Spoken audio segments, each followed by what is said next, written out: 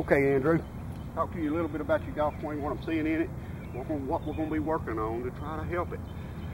One of the main problems I'm seeing in your golf swing, Andrew, is part of the grip and this forearm and elbow. It's kind of out of position before we start our swing, and it's setting us up to release the club in a very toe over move, which is a big hook move.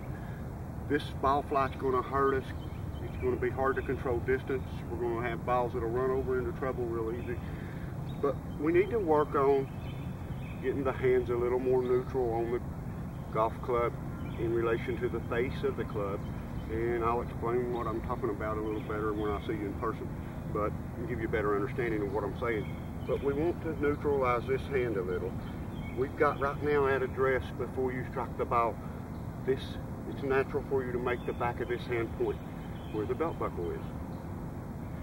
When we make our swing, if this hand is pointed this way, it's going to cause the body to move some funny directions. It's not going to allow it to move through the shot like it should. It's going to usually cause an upward movement. This wrist will get jammed. It tries to release this way. This one tries to release this way. So when it jams this one, causes an upward movement or a backward movement.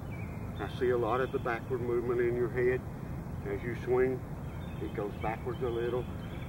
If we can get the grip fixed first and work on the grip in this elbow, turning it this way a little, it will help the body move better, and it will help you keep your balance better.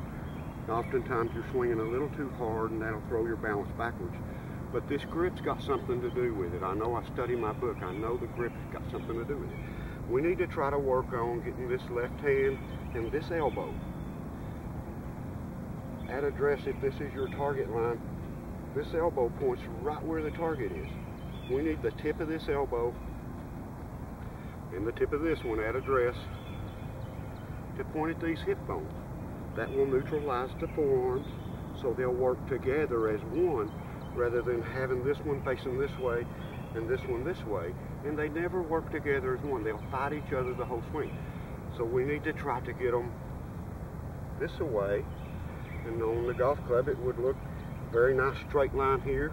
The more you get this, the more angles you put in the golf swing. These angles are going to disappear when we swing unless we make some kind of compensating move. Normal natural grip. If we fight a little slice, we can turn that and still have a neutral grip. This would be neutral square. This is neutral a little strong. But it's going to be important that we get this hand and this elbow in the position to make a good natural move. This will allow the body to move through the shot, down and through, rather than backwards. And this is hurting too. But also you're trying to swing a little too hard sometimes. We need to maybe slow down a little. It's not helping your balance. You throw that club at it and fall away from it really, really quick. And we need to work on a slower, smoother rhythm, allowing gravity to start the club down so we can finish in this position and hold our follow through till the ball stops, rather than falling backwards on it. Sometimes you get in a habit of that. The short game. We came over here the other day, Andrew, and did a little bit of chipping, and I'm seeing a lot of flipping in your chip shot. And this angle showing up. It's going to cause distance problems. It's going to cause a lot of skull shots. It's usually caused by the dominating right hand.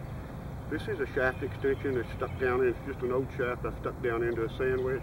It keeps you from flipping the golf club. Instinctively you see that's going to hit you in the ribs. So instead of flipping it, you turn out of the way. My short game students that have used this have saw great results. This is actually in the back of my PGA teaching manuals where I got it. A lot of good teachers have been using it. But it also, the ones that use this, when I go back out and film their full swing a month later, I notice that the body's moving better in the full swing. Practice some with short chip shots with something like this. I promise you'll see the timing of the body. You'll see the trunk turn a little better. And you'll end up more in this position rather than the head moving backwards that we're seeing now in the film. But work on these things. Take you one of these, put you a shaft down in there. This is a driver shaft. It's actually graphite. It's a little lighter. Set up on some short chip shots. I'm talking about 15, 20 foot shots. and practice hitting like this rather than flipping it. Anytime you get this pointing backwards, something's wrong. This keeps you from doing that. You end up with a much better position, much more solid. A little forward-leaning shafted impact just gives you compression consistently. Work on these things, Andrew. The main thing's going to be trying to get this here. You're going to hit some funny shots when we try to correct it, but that you got to take a step backwards if you want to go forward. You've got tons of potential, but we got to reach for it. We're going to start out, if we get this elbow pointed at this hip bone, and the back of that hand, that's the eye of the golf club.